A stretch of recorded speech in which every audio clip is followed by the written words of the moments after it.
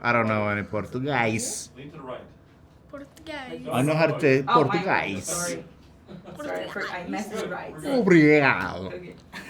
Obrigado. Português. Obrigado. Am I saying that right? Yeah, you are. Oh yeah, I'm really proud of that. Even the accent is good. Ah, thank you.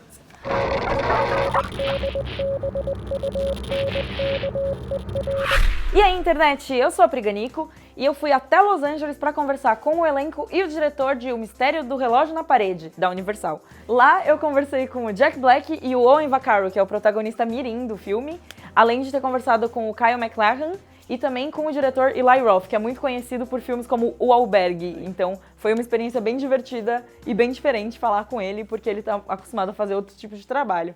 Confere aí.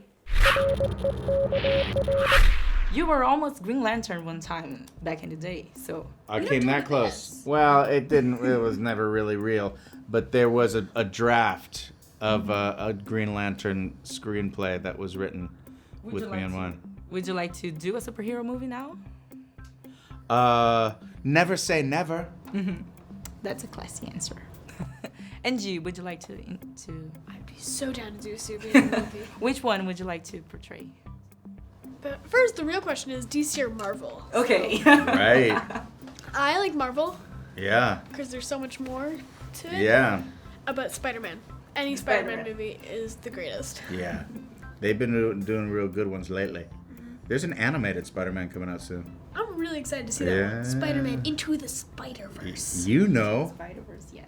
You are known for your work for like older audiences. How did you manage to channel all of that to make like a PG-13 family movie? It's interesting. I talked to Jack Black, who told me that when he made School of Rock, he had to eliminate all the adult language for the kids, but it made him be funny in ways he never had before. And that's what happened to me. I wanted to do a PG movie. I was ready. All my friends with kids have gone, when are you making a movie that we can take our kids to? And I looked at a lot of my favorite directors, like Sam Raimi makes the Evil Dead trilogy and then goes to Spider-Man, and Peter Jackson makes his horror films and goes to Lord of the Rings. And that was the career trajectory that I always wanted to have. I wanted to do something at the Terry Gilliam, Tim Burton end of the Guillermo del Toro end of the spectrum. But the movies when I was 9, 10, 11 years old that I saw in the theaters, those were the Steven Spielberg, Amblin, Scary Amblin movies. There were E.T., Raiders, Gremlins, Goonies, Poltergeist. But there was a whole world of these kids' movies like Time Bandits and Dragon Slayer and The Dark Crystal and Labyrinth that were insane and beautiful and bizarre and scary. And they didn't pander to kids, and the scares were real and people died in them. But these are the movies that got you into scary movies. And I realized that today, those movies don't exist. You don't have these gateway movies anymore. When I ask people, if you love scary movies, you're gonna want your kids to love them too. But you can't take them to It or The Nun. You need a movie to introduce them, and House of the Clock on the Walls is the movie that fills that void. This is the movie that I want parents to take their kids to, and the kids go, the movie that got me excited about scary movies was House of the Clock on its Walls. You seem drawn to mysterious, often magical plots, such as in Twin Peaks or Dune. And how do you think this one, the mysteries and the mysticism behind it, do you think it's similar, different?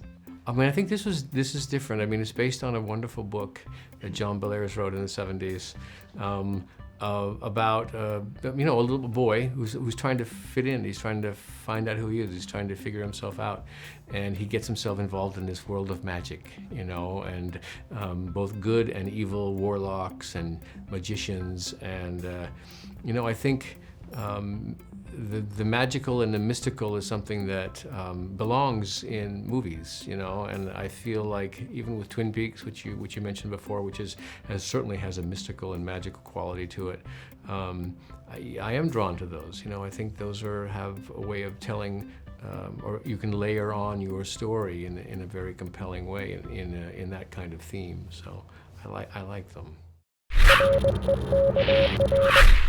What is the biggest difference you get from doing your older audience movies and this one specifically? It's fun. I get the same thrill out of scaring an Really? audience. I like when I remember the first time I did the leg shaving in Cabin Fever and some girl ran out of the theater screaming. I was hysterical laughing. In Hostel, when they cut out the eye, someone ran out of the theater projectile vomiting. I was laughing. But in this, there was one scene where these automatons attack, and at one of our screenings, an 8-year-old kid went, "Ah!" And the whole theater burst out laughing. And then the kids started laughing. It's just that communal experience. So for me, it's the same feeling when you're thrilling an audience. This scene in particular, I was pretty scared too. So. Great. Speaking of scares and stuff like that, was there any moment during the movie when you were shooting that you felt scared about something or anything? Should we tell her about the house, about the mansion? Ooh. One time we were shooting at this, actually, I'm gonna say it was haunted. It was haunted, yeah, because the owner had animals. And What was it?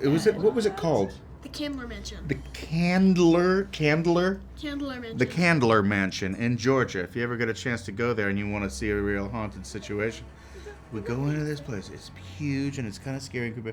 And then someone goes, "Oh, there's something strange written on the wall." And there was like, Yeah, it said, "Where are the ashes on the wall?" "Where are the ashes?" I was terrified. It was written on the wall. How creepy is I that? didn't sleep that night. Now, was it a ghost that wrote that? We don't know, but it I'm seemed getting like more proof. goosebumps. It had to be haunted with that written on the wall. So the movie showcased a lot of common fears that children all over the world have, like cemeteries and puppets. What was your biggest fear growing up? I was afraid of a lot of things. I was afraid of the dark. I was afraid of big dogs. I was afraid of aliens in the movie Alien. I had fears I was going to get beaten up at school every day. I'm not so different than the character that Owen plays. Growing up, I had a great fear of anything that was under my bed, so that was my fear. So when I was sleeping in bed, I would be very, very still and not move too much because I didn't want anything that was happening to be lurking under my bed to know that I was, there. And, a couple of years ago, I got over that, so I'm better now. That's good. Thank you.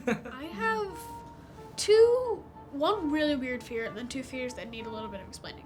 Okay.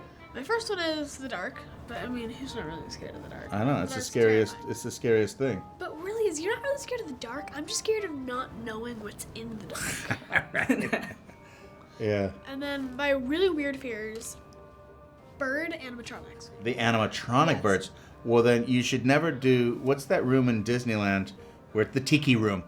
Don't go into the tiki room, I'm dude. not going to the It's tiki room. all animatronic birds. I'm not doing that. But only birds animatronics. Only birds. Not like It's the only birds. not like the puppets we see in the movie or anything. It's a very odd fear, but I like that. Yeah. My last one is I'm scared of lightning because I almost got struck by lightning. Really? Wow, really? Yeah. So wait a second. How far were you from the lightning strike? I was like 7 feet away. Are you kidding me? It's terrifying. Dude, how loud was that?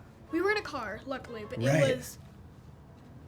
Okay, if my dad were here, he would tell everyone how loud that I screamed. It must have been. Was your scream louder than God, the I'm actual getting lightning? goosebumps. It was. The lightning was 1,000 times louder than anything you can imagine. And how bright was it in the car when that explosion happened? It was bright. It was like It's everything around you was just amazing. white. So now, when there's lightning, even if it's like really far away, you're just like. I've cried. I've cried during rainstorms in my house. Like, Mom, get home! I'm You home know alone what? and I'm scared. You hear sometimes about people surviving a lightning strike. They'll get hit by lightning and they'll survive. So maybe it's not so big. Maybe that's how God, people I'm get getting more superpowers. Yes. You might have like lightning power afterwards. Should we try? You never know.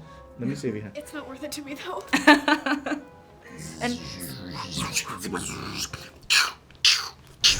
We have to destroy the clock. So creepy. You can't do this alone. I can help you. Once this real magic, I'll